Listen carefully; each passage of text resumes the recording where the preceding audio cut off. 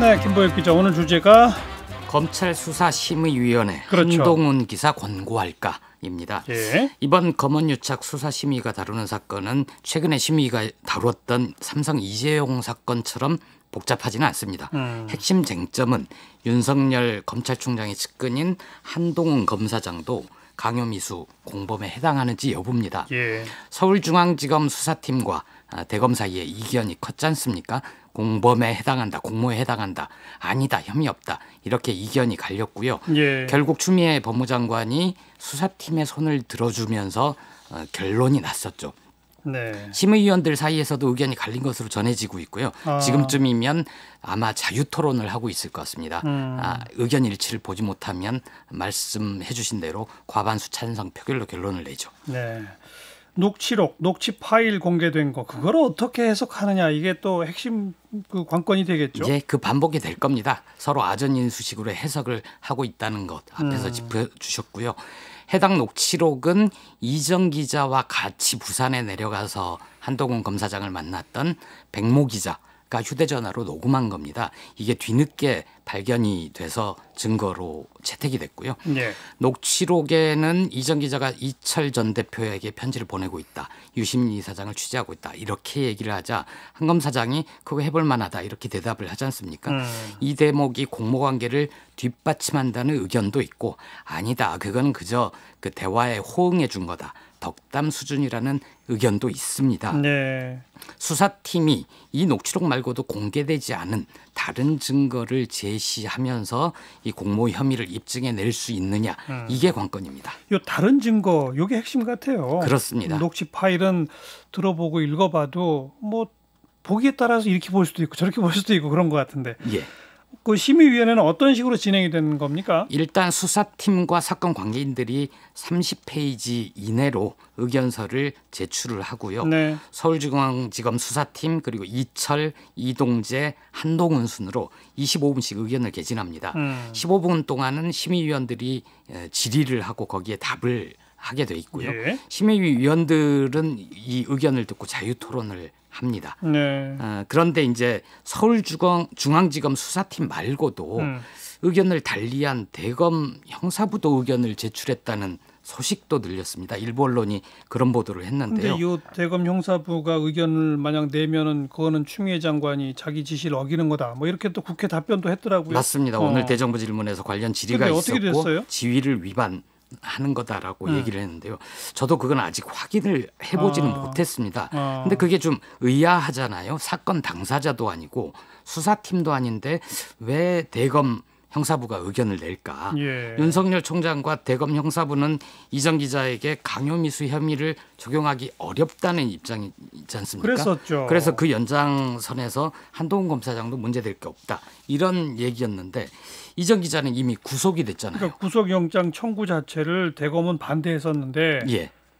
청구한 구속영장을 법원이 발부했잖아요. 맞습니다. 김동연 영장 전담 부장판사가 지난 17일에 발부하면서 이렇게 얘기를 했습니다. 피의자가 특정한 취재 목적을 달성하기 위해 검찰 고위직과 연결하여 피해자를 협박하였다고 의심할 만한 상당한 자료들이 있다. 예. 이렇게 얘기를 했습니다. 예. 그래서 이 대검이 의견서를 제출을 했는지 아니면 대검도 심의위에 참석을 해서 의견까지 개진했는지는 아직 확실치는 않습니다. 안 했을 것 같은데요. 예. 만약 그렇게 하면 어떻게 되냐면요. 심의위에서 이철 그리고 수사팀 이쪽이 한편으로 의견이 갈릴 거고요.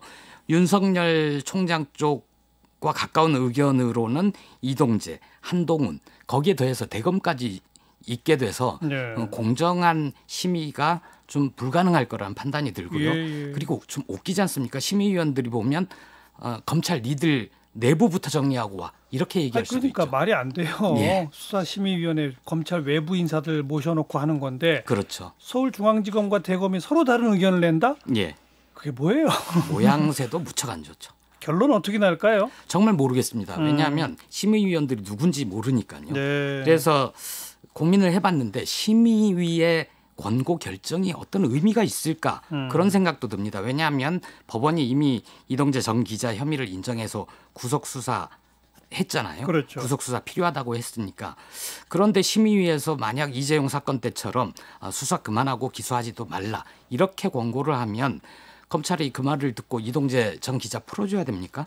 그리고 이성윤, 윤석열 부딪히고 그것 때문에 추미애 장관이 수사주의를 하고 아주 난리를 쳤었는데 예. 그냥 묻을 수는 없잖아요. 예. 어떤 권고를 하더라도 수사팀은 가던 길을 계속 갈 수밖에 없을 것 같습니다. 네.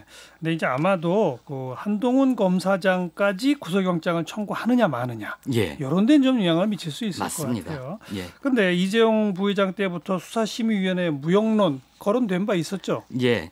그 심의위에 이제 법조계, 학계, 언론계, 시민단체, 문화예술계 이런 각계 전문가 150명, 250명 이렇게 모집단이 있고 예. 거기에서 15명을 추첨해서 심의를 한다는 건데 예. 그 결정에 좀 권위가 실리지 않고 있습니다.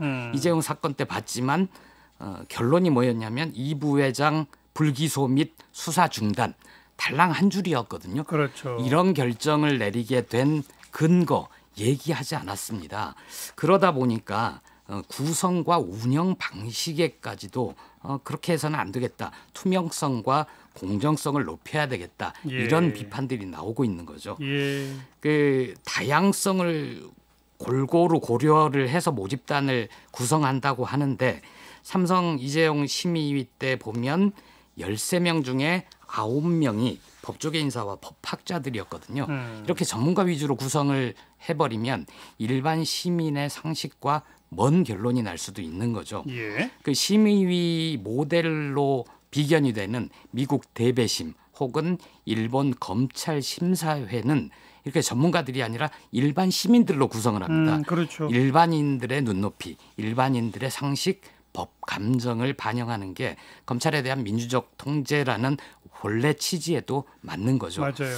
그리고 아까 말씀드린 대로 한 줄 달랑 결정만 내놓을 게 아니라 이런 결론에 이르게 된 내용, 근거까지도 밝혀야 되는 게 맞다고 봅니다. 예. 최소한 기소 불기소 어떤 선택의 기준이 무엇이고 어떤 근거로 그 기준을 충족한다고 판단했는지 공개해야만 그 결정에 신뢰감이 실리는 거죠. 검찰권 견제라는 역할을 다하면서도 정당한 권위를 확보를 하려면 심의위 대폭 손질이 필요할 것 같습니다. 네. 이 결론과는 별개로 또 이 두 분 말씀하신 것처럼 이 만약 대검 형사부가 수사심의회 의견서를 제출했으면 만약에 제출했다면 이 또 다른 쟁점이 될 수도 그렇죠. 있겠다 이런 생각이 듭니다. 네. 그건 뭐 장관도 나의 지시를 어긴 거다라고 네. 명확히 했었는데 정말 했을까? 저는 안 했을 것 같은데 그게 상식에 맞죠. 내일 정도면 확인이 되겠죠. 뉴스 사이다였어요.